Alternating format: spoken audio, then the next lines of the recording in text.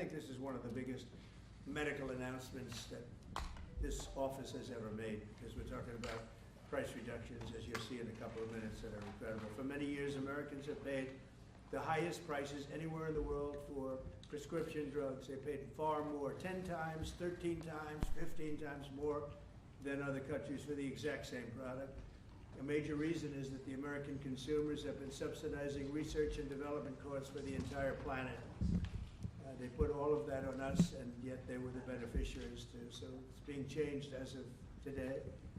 The United States at just 4% of the world's population and consumers, only 13% of all prescription drugs, yet pharmaceutical companies make 75% of their profits from the United States. So think of that. We have 4% of the market, 13% of prescription drugs, and yet, Albert, I didn't know you were that violent. I'm surprised you're agreeing to this. I'm getting better. No, he's doing the right thing. Thank you. And yet they make 75% of their profits from the American customers. So it's something. That's why I signed an executive order combating this practice, and we signed it very happily a little while ago. Today, Pfizer is committing, as will other drug companies as we go through the weeks. But Pfizer is truly one of the biggest in the world and one of the greatest in the world.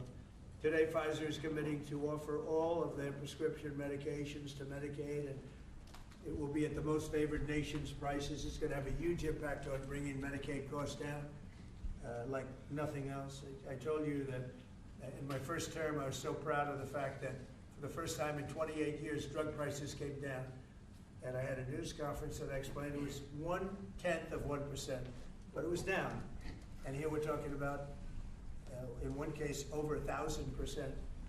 This is a critical step forward to our work and to improve health care, and hardworking, low-income Americans, especially low-income Americans, will be helped so greatly. In addition, Pfizer is agreeing to provide some of their most popular current medications to all consumers at heavily discounted prices of anywhere between 50 and even 100%, and that's off the price.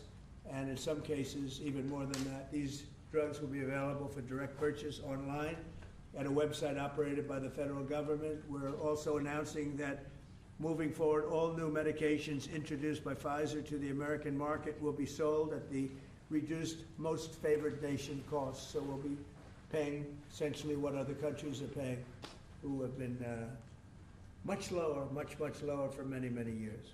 Furthermore, Pfizer will invest $70 billion to reshore domestic manufacturing facilities. In other words, they're going to bring a lot of their facilities to make their drugs and make what they make, their product. They're going to make it in the United States. I appreciate that $70 billion investment, and fund research and development right here in America.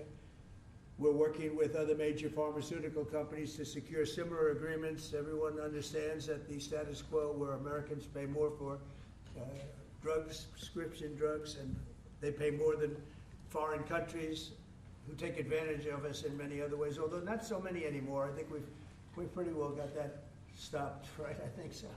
We've stopped that, but they took advantage of a lot of other precedents, that I can tell you. But we're making this pay to be very unacceptable, what they've done in the past. That's why my administration has also taken historic action to investigate the unfair and discriminatory trade practices of other countries that extort our pharmaceutical makers to shift costs onto the American consumer. They say, no, give us a price, a very low price, and just charge the American consumer, charge it to the U.S. The United States is done subsidizing the health care of the rest of the world. It's a big thing. I can't tell you how big this is. And I was all set to go on the first term, but then you had the COVID, and we had to focus on that. But I said, I want to get back here, because you're talking about 14, 15, 1,600% reductions in some cases. But by taking this bold step, we're ending the era of global price gouging at the expense of American families, and we're making America healthy again, which is our little theme for the people behind me. And I want to just ask Secretary Kennedy to come up, and we'll start, and we'll go through it with Oz and Klump and Bourla and McCary, and we'll go through it, and if you have any questions. But this is a really big announcement. This is something that most people said was not doable. And other countries are going along because we told them that if you don't go along, You know, they didn't have to go along, but if they didn't go along, we were gonna put extra tariffs on those countries, and we were gonna charge them the amount of money that they should be paying for the reduction in costs. So, I think we had a pretty good negotiating position. So Bobby, I'd like you to speak about this, and what a great job, and thank you very much.